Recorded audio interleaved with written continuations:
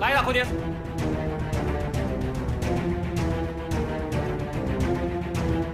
हात खाली घे. हात खाली.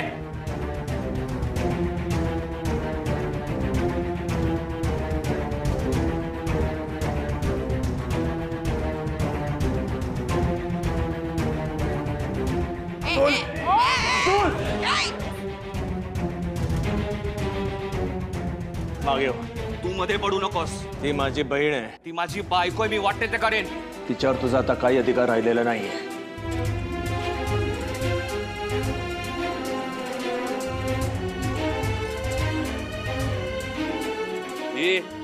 कोण आहे तू? हा? जे अधिकार खाल चुलीत.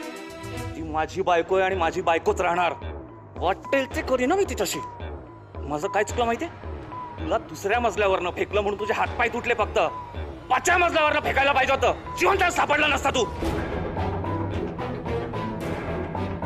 ए माझ्याकडे बघ. इकडे काय बघतो? Order order. शांत व्हा, सगळे शांत व्हा.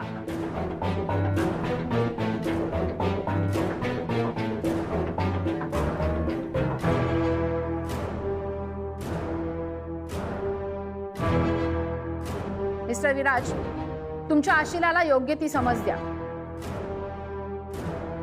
मिस्टर अतुल, हे कोर्ट आहे. इथे ही अशी भाषा चालणार नाही. सॉरी मला.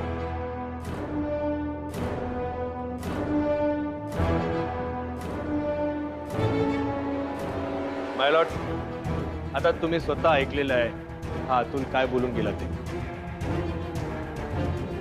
खरं तर ही गोष्ट पुरावा म्हणून मला कोर्टात सादर कधीच करायची नव्हती, पण आता हा बोलून गेला तर मी सांगतो नेमकं काय घडलं होतं ते. गेल्या वेळेला कोर्टाच्या तारखेला मी इथे यायला निघालोच होतो, पण मध्येच अतुलच्या माणसाने माझी बॅग चोरली. मी त्याचा पाठलाग केला. अशा ठिकाणी घेऊन गेलं जिथे अतुल आणि त्याची 3-4 माणसं माझी वाट पाहतच होते. त्याने माझ्यावर हल्ला केला आणि स्वतः अतुलने मला दुसऱ्या मजल्यावरून खाली ढकललं. मी पडलो. त्यानंतर माझी ही अवस्था झाली.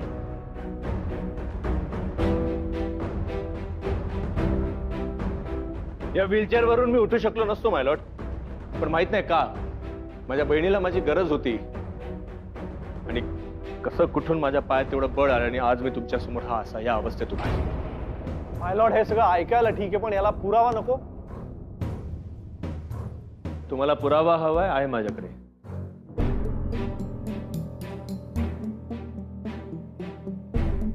माय लॉर्ड, पुढचा साक्षीदार मी इथे बोलावू इच्छितो. आपण त्यासाठी परवानगी द्यावी. Permission granted. थँक्यू माय लॉर्ड. वर्षा, बस. आणि सॉरी मी अशा पद्धतीने तुला प्रश्न विचारले. हा, घाबरू नकोस. बस बस.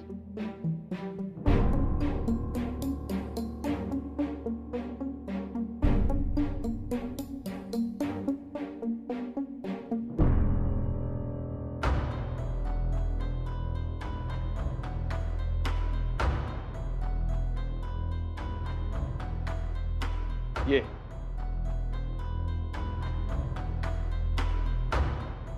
उभा रहा.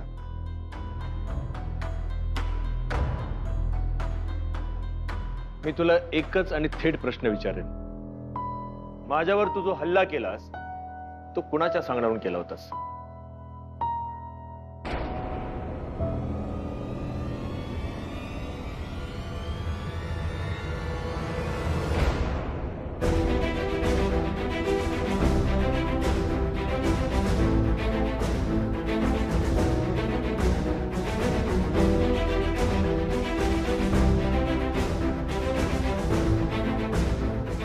पैसे देऊन अतुलने माझ्याकडनं हे काम करून घेतलं होतं आणि आणि मी एकटा नव्हतो.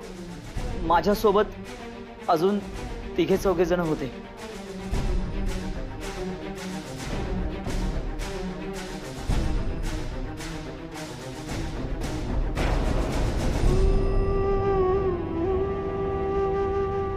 माय लॉर्ड,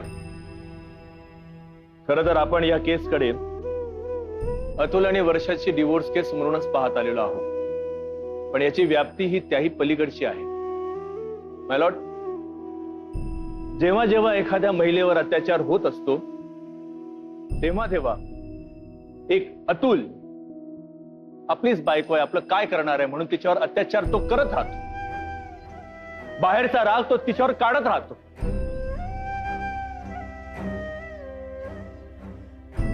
जेव्हा जेव्हा एखाद्या महिलेला दुय्यम दर्जा दिला जातो तेव्हा तेव्हा एक वर्षा जी निमूटपणे तिच्या नवऱ्याकडून होणारा अन्याय अत्याचार ती सहन करत राहते, कारण तिला भीती वाटत असते की कोर्ट आपल्या बाजूने उभं राहील का.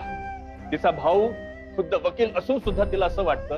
मग विचार करा, समाजातल्या त्या महिला ज्या अत्याचार सहन करत आलेल्या आहेत त्यांचा न्याय व्यवस्थेवर विश्वास का नाही, हा विचार खरं तर आपण करायला हवा.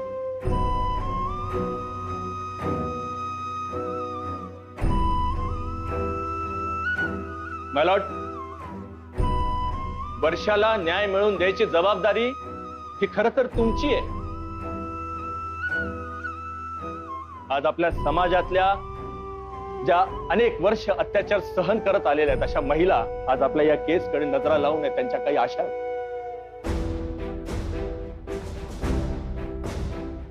खरंच जर का तुम्ही वर्षाला न्याय मिळवून दिलात ना, तर महिलांवर होणारा अत्याचार याला पूर्णविराम देण्याच्या दिशेने आपण एक पाऊल पुढे टाकू असाच त्याचा अर्थ लागेल. That's all my lord. Thank you so much.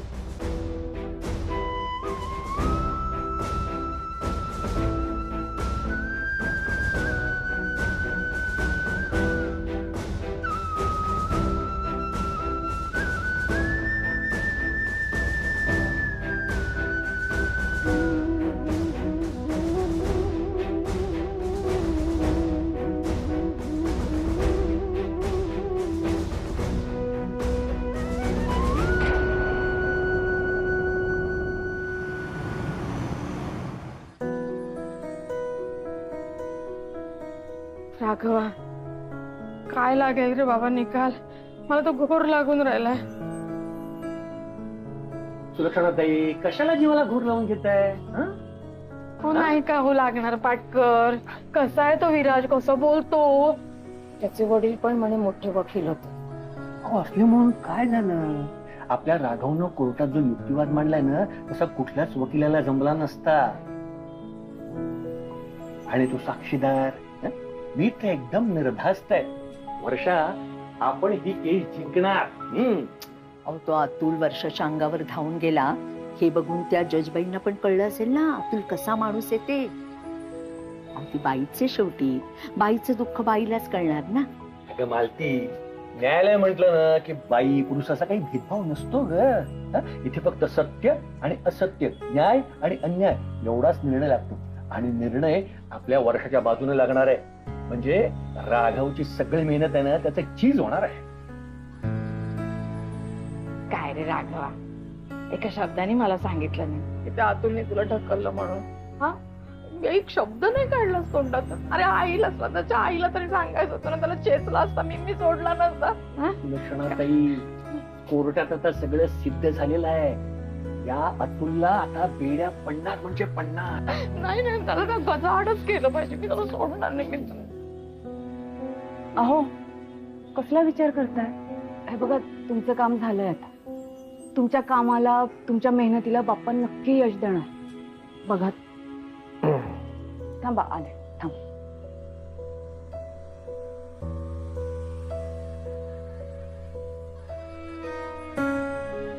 मी तुला जे काही प्रश्न विचारले त्याने तुला खूप त्रास झाला असेल ना. पण अगं, इतकं काही घडलं तुझ्या बाबतीत, तू सगळं आम्हाला सांगितलं नव्हतंस.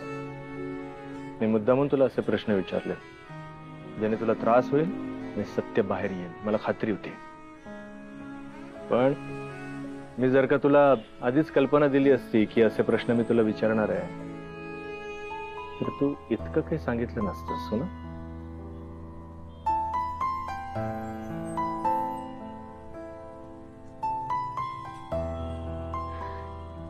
दादा, तू जे काही केलंस त्याबद्दल तुला सॉरी वगैरे म्हणायची गरज नाहीये.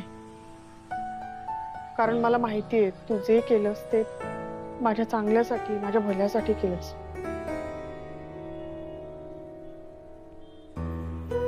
मला फक्त हे सगळ्यांना सांगायचं नव्हतं, कारण त्या सगळ्या गोष्टी आठवून मला खूप त्रास व्हायचा आणि त्या आठवणीत मला जगायचं नव्हतं. म्हणून मी हे सगळं सांगणं टाळत होते. पण आता माझ्या बाबतीत जे काही घडलं ते सगळ्यांना कळलंय. पण हे सगळं काही आमच्यापासून तू लपवून ठेवलंस आणि एकटीने सहन करत राहिलीस.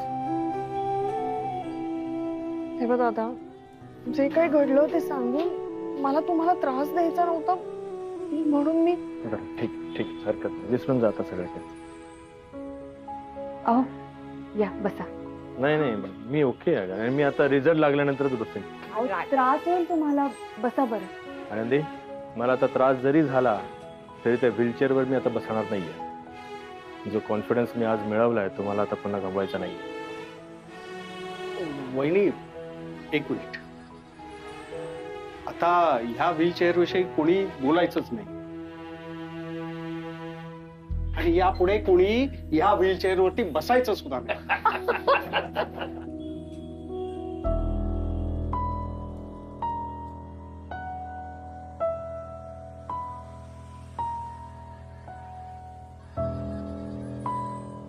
यांचा हा जो कॉन्फिडन्स आहे ना, तो तुझ्या मूर्खपणामुळे आहे. जज रिझल्ट ऐकायला तयार आहेत सगळ्यांनी. आज चला. चला.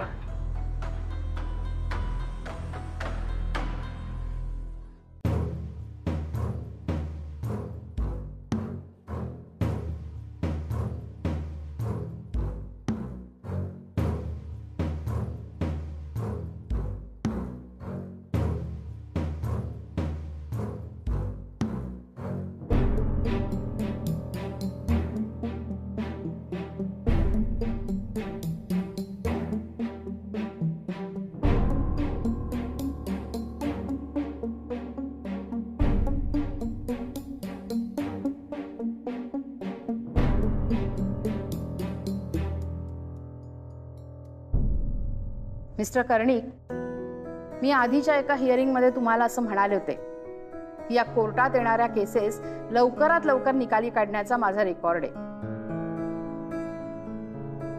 पण क्वचितच अशी एखादी केस येते की ज्यामुळे या समाजाचा दृष्टिकोन बदलायला मदत होते. मी असं म्हणेन की तुमची केस ही त्यापैकी एक आहे. कोर्टात अनेकदा लोक येतात, त्यांना न्याय मिळतोही, ते आपापल्या मार्गाला लागतात, पण समाजावरती एखाद्या केसचा ठसा उमटतो. मला असं वाटतं की या केसपासनं अत्याचार सहन करणाऱ्या अनेक स्त्रियांना आवाज उठवण्याची प्रेरणा मिळेल.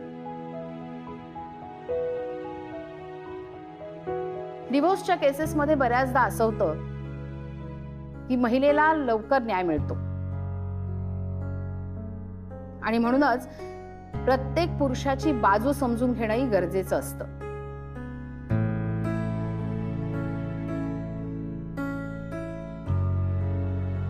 पण पुरुषानं आपली बायको अत्याचार सहन करतीये, करत राहतीये, बाहेर जाऊन कोणालाही सांगत नाही असं समजून स्वतःला निर्दोष सिद्ध करण्याचा प्रयत्न करू नये.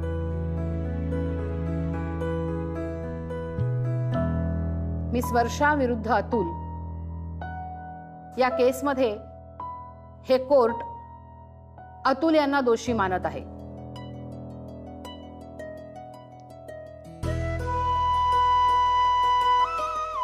त्यांनी त्वरित डिवोर्स पेपर्सवरती सही करून मिस वर्षा यांना विवाह बंधनातून मुक्त करावं.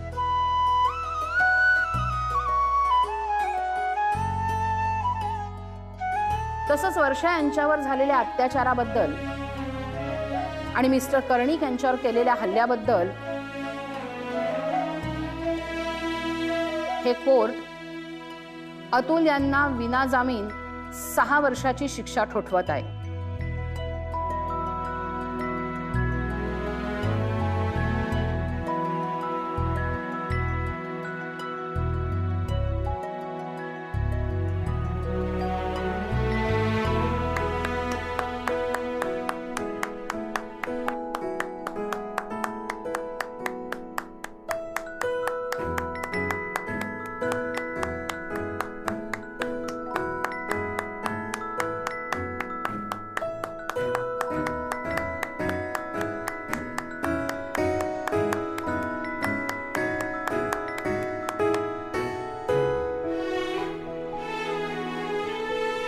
The case is closed.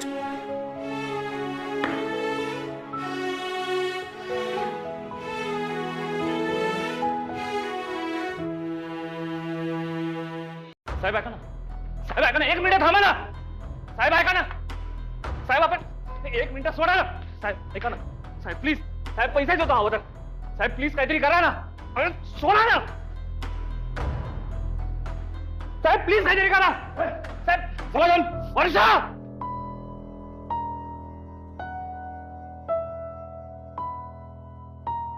तू घाबरू नकोस. तू आता यापुढे तुला काही करणार नाहीये. तू तुझं आयुष्य जगायला आता पूर्ण मोकळी आहेस. थँक्यू दादा. चला चला आपण राघवला भेटूया आधी. राघव अभिनंदन. टेन्शन गेलं सगळं. मला एवढं टेन्शन आलं ना, काही कळत नव्हतं. अभिनंदन राघव, अभिनंदन. बरं वाटलं म्हणून सांगू ना. बापरे. आणि तो अजून आला होता ना गावात होती. बापरे एवढं टेन्शन होतं ना डोक्यात. काही कळतच नव्हतं काय होणार आणि काय नाही ते. काय बोललायस तू? अरे कोर्टात काय बाजू मांडली आहे ती. अरे तुझ्या बहिणीला तू योग्य तो न्याय मिळवून दिलास. वा राघव वा. छान. काँग्रेस. ए काँग्रेस. हा शाबास शाबास. राघव आहे तो. राघव. हा अरे राघव आहे ना तो. काय छान बोलला नाही राघव. छान रे छान. मला माझ्या वकिलाला भेटायचंय. चाल. मला परत केस करायची आहे. पण चाल म्हटलं. चल मला केस करायची आहे परत. तुम्हाला काय प्रॉब्लेम आहे? मला माझ्या वकिलाला भेटायचंय. चाल. मला माझ्या वकिलाला भेटू दे. चाल. चल म्हटलं.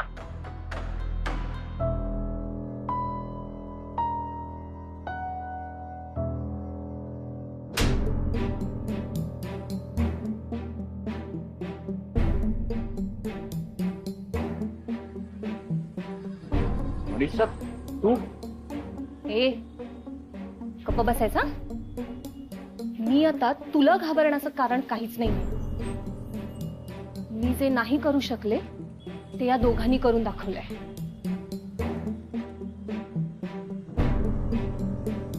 चला घेऊन आला. चल.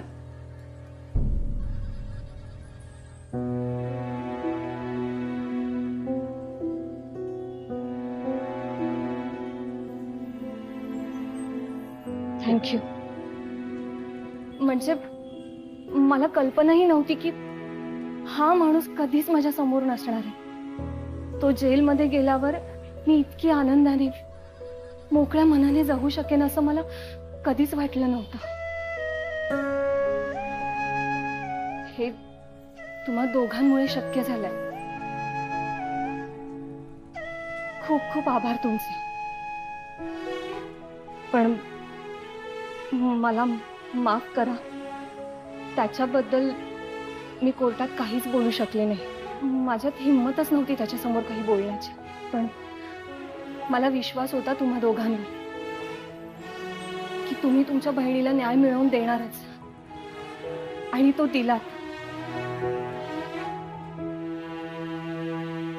ताई, तुमच्या मनाची घालमेल मी समजू शकतो. पण आता काळजी करू नका.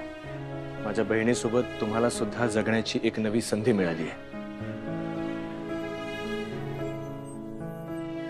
एक सांगू,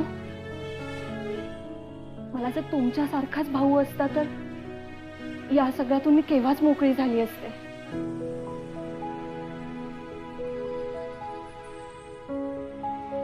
असं का म्हणताय तुम्ही? अहो हे तुमच्या भावासारखेच आहेत. तुम्हाला एक सांगू, आज ही केस ह्यांनी त्यांच्या बहिणीसाठी तर लढलीच, त्या स्त्रियांसाठी पण लढली ज्यांचं जगणं पुरुष अहंकाराने नकोसं झालंय. तुमचे आभार कसे मानू मला खरंच कळत नाहीये. नाही असं नका करू ताई. ताई आता ह्या सगळ्या गोष्टी सोडा. आता तुमचं आयुष्य तुम्ही आनंदाने जगा. आणि तुम्हाला कसलीही मदत लागली तर हक्काने या आमच्याकडे. येते मी.